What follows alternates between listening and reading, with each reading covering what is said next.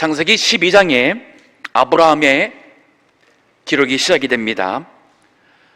본토 친척 아비집을 떠나는 아브라함의 위대한 그 믿음, 하나님께서는 약속하신 그 말씀대로 복을 주시고 약속의 땅으로 인도하십니다. 이것이 아브라함과 하나님 사이의 언약 관계의 시작이었습니다. 아브라함은 계속 그 하나님을 믿음으로 순종하고 살아야 되는 것이고, 하나님께서는 언약대로 그 믿음의 백성을 복을 주시는 것이 언약이 유지될 수 있는 길입니다. 근데 약속의 땅에 가뭄이 있었습니다. 아브라함이 그 가뭄으로 인해서 남쪽으로 이동하다가 약속의 땅을 떠나 이방, 그만 애굽 땅까지 갔습니다. 그만 믿음에서 흔들렸습니다. 자, 그곳에 갔을 때에 그가 믿음으로 떠나다 보니까 아브라함의 인간의 치부가 다 드러났습니다. 자기 아내를 누이라고 해달라고, 내가 살도록 도와달라고, 그러며 남편이 자기 아내를 다른 남자에게 가도록 내버려 두는, 이건 상상할 수 없는 아브라함의 인생의 수치가 드러났습니다. 그렇다면 하나님과의 언약이 깨질 수밖에 없는 상황이에요. 근데 그 언약을 유지하시는 것은 하나님 편이었어요. 하나님께서 그 사라를 지키셨고, 그래서 바로에게 그 집에 재앙을 내리심으로 바로가 사라를 돌려보내고, 아브라함은 그 큰 위기에서 생명을 지킬 뿐 아니라, 아내를 지킬 뿐 아니라, 오늘 본문의 1절 보게 되면은 거기에서 다시 약속의 땅으로 올라오게 되는데, 갈 때보다 더 많은 재물의 복을 받고 올라오는 것을 봅니다. 즉, 하나님께서는 이 언약이 깨질 수 있는 위기에도 불구하고 약속을 지키심으로써 아브라함이 다시 한번 더 훌륭한 믿음의 사람으로 하나님의 언약의 복을 받을 수 있도록 하나님께서 만들어간다는 이 놀라운 하나님의 신실하심을 우리에게 보여주고 있어요. 자, 한번 13절을 보세요. 13장 1절입니다. 아브라함이 애굽에서 나올 새 그의 그 아내와 모든 소유며 롯도 함께하여 남방으로 올라가니, 여기 남방은 지금의 네게브라 그래요. 네게브. 우리 개역 개정 성경은 네게브로 번역을 해놨습니다. 이게 지금의 팔레스타인 가게 되면은 그 남쪽 유대 광야, 그 남쪽으로 있는 그 지역을 네게브라고 합니다. 그쪽까지 올라왔어요. 이거는 하나님의 약속하신 땅에 바로 남쪽 부분에 이제 약속의 땅으로 다시 돌아온 거예요. 2절도 보세요. 아브라함에게 육축과 은금이 풍부하였더라. 참 하나님의 놀라운 이 은혜예요. 오늘날도 우리와 마찬가지입니다. 우리가 예수님 믿어서 하나님의 자녀가 된 이후로 정말 우리가 예수님을 온전히 믿는 믿음으로 삽니까? 하나님 말씀을 온전히 다 지킵니까? 그래서 하나님의 복과 은혜 가운데 살만한 당당한 자격이 있습니까? 아니에요. 그럼에도 불구하고 하나님께서는 그리스도 안에서 약속하신 구원에 속한 모든 은혜를 계속 주십니다. 물론 우리가 계속 거기서 하나님을 떠나갈 때는 하나님께서 사랑하기 때문에 몽둥이를 드시기도 하지만, 그러나 우리가 죄를 범하고 하나님을 믿지 못하는 불신으로 행할 때마다 하나님께서 우리를 공의로서 대하지를 않으셔요. 하나님은 약속을 지키시는 신실한 모습을 보여주시는 겁니다. 참 아브라함의 입장에서 우리가 생각해 본다면, 돌아가는 길에 그의 마음이 얼마나 이게 은혜와 죄책감, 회개, 그 마음이 얼마나 복잡했을까.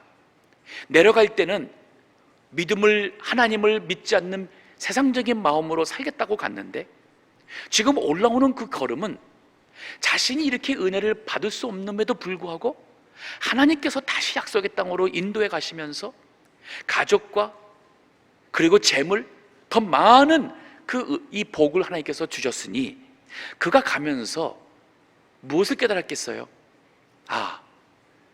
내가 살겠다고 내 생명 지키는 것이 아니고 하나님께서 나의 생명을 지키는 것이며 복을 주시는 분이 참으로 여호와 하나님이시구나 하는 것을 그는 분명히 알았을 것이며, 그리고 이 여호와 하나님은 참으로 약속을 지키시는 언약의 하나님 되심을 그의 믿음에서 다시 한번 확신을 갖게 된 것입니다. 그래서 제가 우리 나눠준 인쇄물에 보게 되면은 이 재물 얻는 것은 분명히 하나님의 은혜와 복인 것 맞습니다. 하지만 우리 크리스찬들이 갖고 있는 이 재물에 대한 올바른 신앙관은 디모데전서 6장 9절과 10절의 말씀이 참 좋은 거예요. 거기 보면 이런 말씀이 있어요. 부하려 하는 자들은 시험과 올무와 여러 가지 어리석고 해로운 정욕에 떨어지나니 곧 사람으로 침륜과 멸망에 빠지게 하는 것이라. 돈을 사랑함이 일만하게 뿌리가 되나니 이것을 사모하는 자들이 미혹을 받아 믿음에서 떠나 많은 근심으로써 자기를 찔렀도다.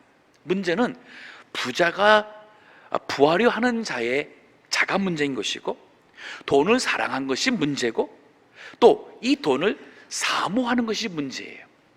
그러한 마음과 또 부하려 하는 그 욕심과 그러한 목적을 가지고 부자가 된 것은 결코 복이 아닙니다.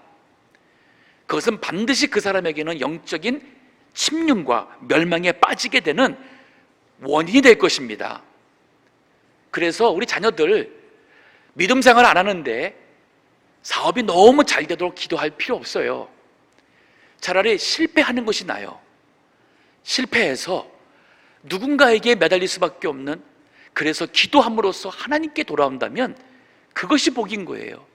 그래서 아브라함처럼 여호와 하나님을 온전히 의지하고 나에게 복을 주시는 분은 참으로 여호와 하나님이구나, 나는 하나님을 떠나서 내가 육신적으로 내 목숨을 지키겠다고 했지만 정말 나의 생명을 지키시고 물질의 복을 주시는 분이 하나님이시라는 것을 이 깨닫는 것이 더 큰 은혜와 복입니다. 그리스 신화에 보면은 마이다스라는 이 신화가 나옵니다. 전설이 나옵니다. 마이다스라는 왕이 신에게 소원을 구했어요. 내가 만지는 것마다 다 금이 되게 해달라고. 얼마나 멋있겠습니까? 신이 그 소원을 들어줬어요. 정말 만지는 것마다 다 금이 되는 거예요. 얼마나 신이 났어요. 근데 그가 결국은 굶어서 죽었습니다. 왜 그랬을까요? 음식을 먹으려고 잡으면 금이 돼버렸어요. 과일을 잡으면 과일이 금으로 변합니다. 그래서 굶어 죽었어요. 인간이 재물을 추구하며 목적을 두고 살면은 반드시 그것이 본인에게 해가 될 것이고, 그리고 돌이킬 수 없는 실패한 인생이 될 것입니다. 자, 이제 아브라함이 이러한 믿음의 깨우침을 가지고 하나님의 놀라운 축복을 가지고 이제 약속의 땅으로 들어왔습니다. 3절에 보세요. 그가 남방에서부터 발행하여 이제 좀 더 북쪽으로 올라가는 거예요. 베델에 이르러 베델과 아이 사이 전에 장막 쳤던 곳에 이르니 그가 처음으로 단을 쌓은 곳이라. 그가 거기서 여호와의 이름을 불렀더라. 여기 베델, 우리 이제 그냥 머릿속으로 지도를 상상해 본다면은 이집트는 남쪽에 있습니다. 그가 여기에서 북쪽으로 올라와서 약속의 땅 남방에 있는 이 네게브에 들어왔어요. 그리고 거기에서 더 올라갑니다. 특히 뱀 지나고 예루살렘 지나고 더 북쪽으로 올라가면 베델이에요. 즉 이 베델은 아브라함이 북쪽에서부터 쭉 약속의 땅으로 하나님의 인도함 받아 내려왔을 때에 첫 번째 그가 거기에 장막을 치고, 그리고 그것이 하나님이 약속하신 땅인 것을 깨달았을 때에 그가 거기서 하나님 앞에 처음 단을 쌓으며 내가 이제부터 나의 하나님으로 섬기겠노라, 믿고 따르겠노라 했던 그 하나님이 약속대로 나에게 그 약속의 땅으로 인도하셨담을, 그것을 믿고 거기서 하나님께 단을 쌓았었어요. 지금 아브라함이 애굽에서부터 쭉 해서 어디까지 올라갔냐면은 바로 거기로 올라갔어요. 이게 우연일까요? 아니에요. 아브라함이 올라가면서 애굽에서부터 늘 무슨 생각했어요? 나에게 본토와 친척과 아비집을 떠나서 내가 너에게 명하는 곳으로 가라. 내가 너에게 복을 주겠다. 네 이름을 창대케 하겠고, 내가 너의 후손이, 자손이 너에게 자손을 줄 것이며, 그리고 내가 너에게 땅을 주고 너로 인하여 모든 민족이 복을 받게 해주겠다는 하나님의 약속의 말씀을 믿고 그가 따라갔잖아요. 그리고 약속의 땅으로 들어왔을 때에 처음 하나님께 단을 쌓았던 그곳을 생각한 거예요. 그 약속의 하나님을 그가 기억하며 그 하나님을 예배했던 그때의 신앙을 회복하고자 그 베델과 아이 사이로 찾아간 겁니다. 지금으로 말한다면은 우리 그 구약에 말한다면은 여호수아 시대 때의 에브라임, 유다 지파가 있는 그쪽 지역입니다. 이것은 바로 아브라함이 애굽으로 가면서 잃어버렸던 그 신앙을 회복하는 것이었고, 그 올라가는 길에 자기 자신을 돌아보며 회개하고 하나님 앞에 그 잘못을 돌이켰을 것이고, 그리고 다시 한번 약속의 땅으로 인도하신 그 하나님, 그 하나님의 신실하심을 또 살아계심을 그가 믿으며 자기 자신도 그 하나님과 약속을 지키겠다는 믿음의 결심을 했다고 볼 수 있어요. 그리고 그가 거기 가서 뭐 했어요? 단을 쌓았잖아요. 이 말은 그곳에서 바로 나와 언약하신 그 하나님께 예배드린 것입니다. 지금으로 말한다면 우리가 예수님 잘 믿다가 그만 예수님을 떠났어요. 교회를 떠났어요. 어려움을 당하고 그러나 하나님의 은혜를 깨닫고 회개하고 돌이킨다면 다시 교회로 와야 되는 거예요. 다시 예수 그리스도에게 나의 믿음과 나의 고백을 두며 하나님께 예배할 때에 그 믿음의 회복이 있는 것입니다. 자, 5절에 보겠습니다. 참고로 우리 그 잠언에 보게 되면 이런 말씀이 있어요. 잠언 30장 7절에 보면 이런 말씀이 있습니다. 내가 두 가지 일을 주께 구하였사오니 나의 죽기 전에 주시옵소서. 두 가지 하나님께 구했는데, 첫 번째 뭐냐면 곧 허탄과 거짓말을 내게서 멀리 하옵시며, 두 번째는 뭐냐면 나로 가난하게도 마옵시고 부하게도 마옵시고 오직 필요한 양식으로 내게 먹이시옵소서. 혹 내가 배불러서 하나님을 모른다 여호와가 누구냐 할까 하오며, 혹 내가 가난하여 도둑질하고 내 하나님의 이름을 욕되게 할까 두려워함이니이다. 이게 그 아굴의 기도인데, 내가 너무 가난하면 그만 너무 배고파서 하나님을 온전히 믿지 못하고 도적질하고 믿음을 떠날까 두렵고, 내가 너무 부하면 그만 그 부함으로 인해서 하나님을 떠나서 하나님을 모른다 할까 두렵다. 그래서 너무 부하게도 너무 가난하게도 마옵소서라는 기도를 했어요. 창세기 12장에서는 하나님께서 기근, 먹을 것이 없는 걸 통해서 아브라함을 시험했습니다. 근데 그 시험에서 아브라함은 실패했어요.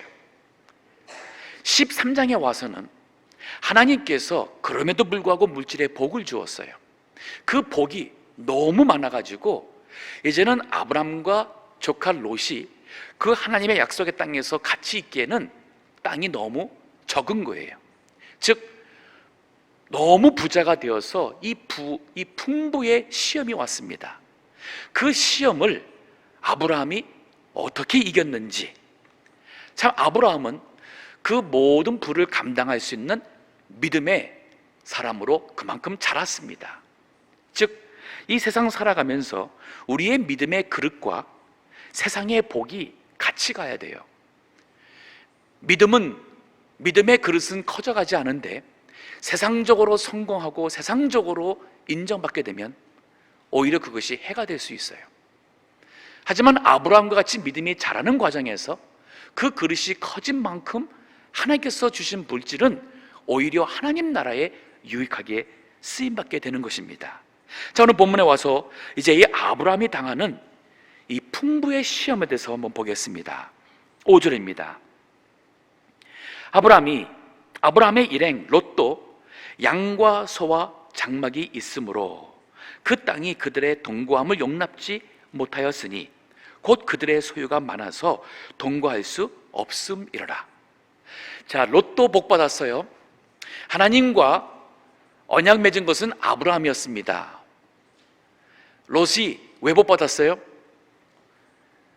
아브라함과 같이 동행했기 때문에 복 받았어요. 우리도 하나님께서 복 주시는 참 하나님의 믿음의 사람과 같이 함께 믿음 생활하며 그들과 함께 살아간다면 거기에서 오는 은혜와 복이 있어요. 근데 우리가 하나님을 멀리하는 세상 사람들을 가까이 한다면 우린 믿음에 손해볼 수밖에 없습니다. 교회에서도 좋은 믿음의 우리 형제 자매들과 영적 교제하는 것이 믿음 생활에 굉장히 중요합니다. 세상에 나가서도 그렇습니다. 신앙적으로 해가 되는 사람을 너무 가까이 하게 되면 나도 모르게 자꾸 세속화되는 믿음의 사람이 될 수 있어요. 나도 모르게 세상에서 욕심과 성공의 꿈을 가지고 살아가게 되는 그러한 신앙으로 변질될 수도 있어요. 이 롯이 복을 받은 것은 아브라함과 항상 함께 했기 때문에 그도 복을 받았어요. 자, 근데 문제가 생겼습니다. 하나님이 주신 복이 너무 많아서 아브라함과 롯이 그 땅에 같이 거하기에는 너무 땅이 좁아요. 참 흥미롭죠. 하나님께서 우리에게 복 주시면 참 좋을 것 같지만 꼭 그렇지 않습니다. 하나님이 나에게 존귀한 직분을 주면 얼마나 귀합니까? 얼마나 감사합니까? 그러나 그 존귀한 직분을 받은 데에서 그 일을 감당하려 한다면 쉬운 것 아니에요. 더 큰 시험이 옵니다. 어려움이 많이 있어요. 아니에요. 하나님께서 나에게 물질을 많이 주신다면 좋을 것 같죠? 아니에요. 그 많은 물질로 인해서 우리가 감당해야 될 믿음의 그릇이 더 큰 그릇이 요구가 됩니다. 제가 언젠가 한번 얘기한 것 같은데 어떤 분이 돈을 맡겼어요. 한 6만 불인가 얼마를 현찰을 맡겼습니다. 급하게 한국을 갈 수밖에 없었고 그렇다고 한국에 그 돈을 갖고 가자니 좀 그럴 것 같고 믿을 만한 사람이 없어서 그래도 목사님, 사모님이 제일 믿을 만하다고 맡겼어요. 그 돈이 이상한 돈이 아닌 것은 은행에 가서 직접 했기 때문에 맡았어요. 별 생각 없이 맡았어요. 그런데 이거 집에 두고 오자니 도둑이 집에 들어오면은 괜히 돈 도둑 맞으면은 제가 갚아내잖아요. 그래서 사실 갖고 다녔는데 이거 갖고 다니다 보니까 이것도 차에다 두고 갔다가 혹시 제가 경찰이 이렇게 운전자가 잘못해가지고 세웠다가 갑자기 트렁크 열어보자 해가지고 물어보면은 이거 제가 설명을 해도 이거 안 믿어주면은 이거 골치 아플 수 있잖아요. 그래서 제가 교회 들어가면서 사무실에 두고 갔어요. 또 교회 사무실이 도둑이 들어오면 또 어떨까? 한 2주 맡고 있는 동안에 이 돈이 있다는 것이 이게 쉬운 일이 아니구나. 제가 아주 그때 뼈저리게 깨달았습니다. 돈이 많으면 많은 것만큼 힘들어요. 사업이 커지게 되면 그 사업을 유지하느라고 신경 많이 써야 되고 어려운 일도 많고 그러나 그 모든 것에도 불구하고 믿음을 지킬 수 있는 그릇이 된다면 얼마나 하나님께 귀하게 쓰임받을 수 있고 그 물질을 통해서 하나님 나라가 세워져 갈 수가 있겠습니까? 그러니까 우리가 세상적으로 욕심을 부리는 복을 구하지 마시고 먼저 믿음의 그릇이 되도록 구하는 것이 중요합니다. 자, 이 본문에 보면은 이제 이 롯과 아브라함의 차이가 나옵니다. 롯은 믿음의 준비가 안 된 사람이고 아브라함은 믿음의 그릇이 준비된 사람이에요. 자, 오늘 본문에 보니 이 일이 있는데 그만 7절에 보니 그러므로 아브라함의 가축의 목자와 롯의 가축의 목자가 서로 다투고, 이걸 보면은 이 목자들은 아직은 믿음이 굉장히 부족해요. 그러니까 세상적으로는 뭐냐면은 다툼이 자신들이 원하는 것과 아니면 사람들에게 있는 문제, 갈등을 푸는 답이 다툼이라고 생각을 해요. 삼촌네, 나름대로 그 목자들이 이유를 댔겠죠. 삼촌네, 우리가 삼촌네 양이니까 너희들이 딴 데 가라 할 수도 있겠고, 아마 롯의 목자들 입장에서는 우리가 여기 먼저 오지 않았느냐, 우리가 여기서 당신 애들 딴 데 가라. 사람들마다 다 자기의 편한 데서 입장에서 언제든지 이유와 그 다툼의 그러한 그 타당성을 댈 수가 있습니다. 하지만 다툼이라는 것은 결코 문제 해결하는 방법이 아니에요. 이것은 세상적인 방법이고 신앙적 방법이 아닙니다. 자, 이럴 때에 8절에 보면 아브라함이 그 답의 해결을 위해서 나타납니다. 뭐라 그래요? 아브라함이 롯에게 이르되 우리는 한 고륙이라. 너나 나나 내 목자나 네 목자나 서로 다투게 말자. 이 말에는 아브라함의 신앙의 원칙이 보여요. 즉 첫 번째 원칙이 뭐예요? 우리 다툼으로 해결하지 말자는 거예요. 왜냐하면 너와 나는 이 고륙이 아니냐, 한 형제가 아니냐. 또 너의 목자나 나의 목자도 우리가 이 한 가족으로서 너와 나를 섬기는 종이 아니냐. 그 때문에 다툼으로 해결하지 말자는 거예요. 또 아브라함은 그 바로 윗절에 보면은 그 땅에 가나안 사람, 브리스 사람도 있다고 그랬어요. 그러면 그 이방 사람들 앞에서 아브라함이 여호와 하나님을 섬긴다고 하면서 조카하고 다투고 싸운다면, 그래서 삼촌이라는 그러한 위치와 삼촌이라는 세상 도덕적인 그것을 가지고 조카와 싸워서 조카의 마음을 상하게 하고, 그리고 삼촌이 먼저 자기 원하는 것을 이뤘다 한다면 하나님의 이름이 가려지게 되는 거예요. 이 은혜롭지가 않은 거예요. 즉 이 모든 것이 은혜로워야 돼요. 그래서 첫 번째 아브라함이 제시한 이 교훈의 첫 번째 원칙은 뭐냐면 우리 다투지 말자는 거예요. 다툼으로 해결하지 말자. 그러면 어떻게 할까요? 9절 보세요. 내 앞에 온 땅이 있지 아니하냐. 나를 떠나라. 네가 좌하면 내가 우하고 네가 우하면 나는 좌하리라. 두 번째 아브라함의 이 신앙의 그릇을 보여주는 것은 뭐냐면, 하나님, 내가 애굽에 가서도 그렇게 내가 부족하고 못난 믿음의 사람이었지만 나에게 하나님이 약속하신 그 복을 주시면서 하나님의 그 신실하신 그 하나님을 그는 이제 마음속에 있는 거예요. 그렇기 때문에 내가 양보를 해도 복을 주시는 분은 하나님인 것을 믿는 이 온전한 이 믿음에서 아브라함은 롯에게 선택권을 먼저 줍니다. 양보예요. 세상적인 이 이치로서는 삼촌인 아브라함이 먼저 해야 돼요. 롯이 복을 받은 것도 삼촌 따라다녔기 때문에 덩달아 복을 받은 거예요. 아브라함이 충분히 그러한 이유들을 들어서 아브라함이 보고서는 좋은 것을 택하고, 그리고 너는 저기 다른 데로 가라 하고 말을 해도 롯이 뭐라고 따지겠습니까? 그럴 수 없어요. 하지만 아브라함은 이 믿음의 원칙이 진정 복을 주시는 분은 하나님이심을 이제는 온전히 믿었어요. 그래서 우선권을 양보했습니다. 우리 믿음의 사람들이 좀 이런 마음을 가졌으면 좋겠어요. 세상적으로 늘 법을 따지고 이치를 따지고, 그리고 이해관계에서 앉으려고 하고, 그러면서 세상적인 방법으로 다 한다면 세상 사람과 우리 믿는 사람이 뭐가 달라요? 선으로 악을 이기는 것이며, 내려놓는 것이 오히려 얻는 것이며, 죽는 것이 사는 것임이 바로 그리스도를 믿는 하나님의 사람의 살아가는 믿음의 도리예요. 10절 보면은 세 번째로 아브라함의 그 믿음의 원칙이 보입니다. 10절을 보세요. 이에 롯이 눈을 들어 요단들을 바라본즉 소알까지 온 땅에 물이 넉넉하니, 그 베델도 그렇고 예루살렘도 그렇고 이 모든 게 사실 높은 위치에 있습니다. 그래서 그 베델 아이 그쪽에서 조금 더 가면은 이제 그 내리막길이 돼요. 그리고 이 산이 급정기로 내려가서는 저기 아래는 요단강이 지나갑니다. 갈릴리 호수에서부터 남쪽으로 요단강 물이 흘러서는 사해로 들어가요. 그 사해 들어가기, 그 사해 북쪽, 거기가 바로 소돔 고모라 지역이었어요.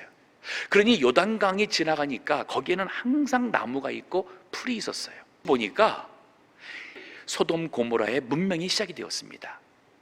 롯이 보니까 하나님이 약속한 가나안 땅이라는 곳은 이건 비도 안 오고 메마르고 이게 사는 게 보통 어려운 곳이 아니에요. 근데 보니까 저 아래 푸른 게 보이고 물이 보이고 너무 좋은 거예요. 목축하기에는 최고 좋은 곳이에요. 롯이 거길 택합니다. 10절을 보세요.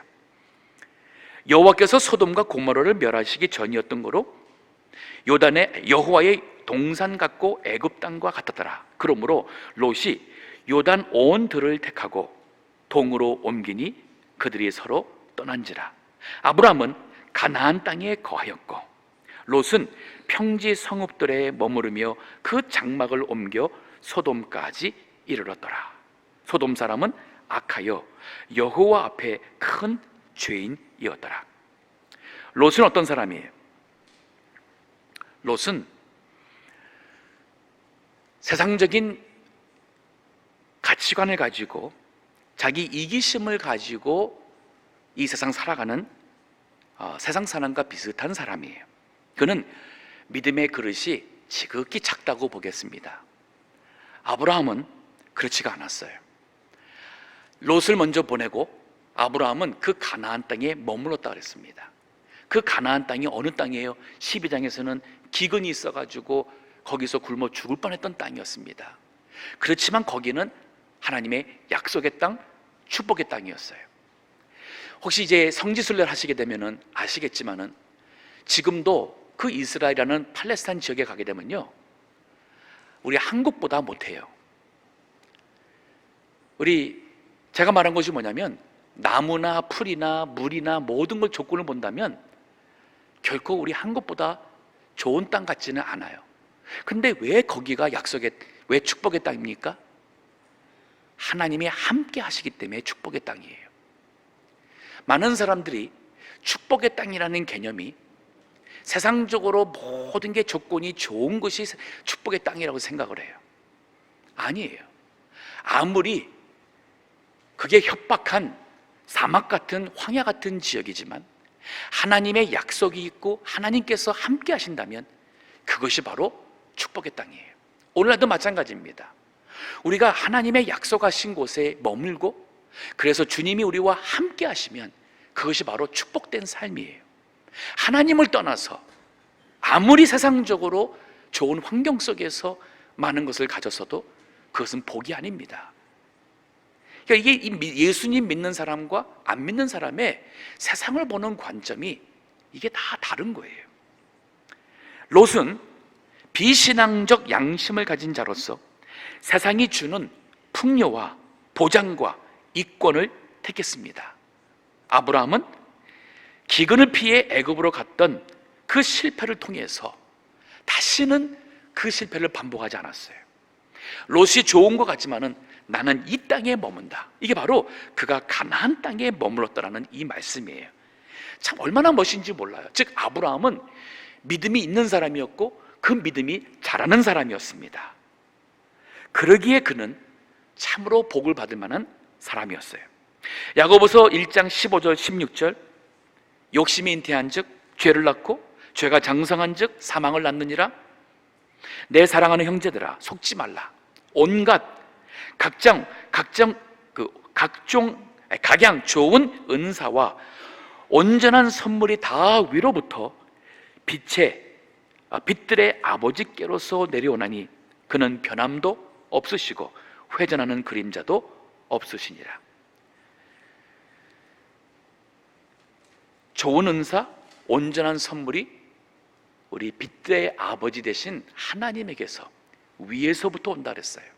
그렇기 때문에 욕심을 내고 죄를 범하고 한다고 되는 것이 아니란 말입니다. 이 소돔이라는 곳이 어디냐면은, 이 소돔은 당대에는 세상 문명이 많이 발달된 곳이었어요. 세속의 문화, 인간적으로 본다면 화려함이 있었고, 거기에 육신의 향락과 우리의 육신의 어떠한 정욕을 자극하는 그러한 재미가 있는, 육신의 만족함을 줄 수 있는 그 문화가 바로 소돔 고모라였습니다. 근데 롯은 유목민이잖아요. 그러면 그런 도시 생활을 할 수가 없어요.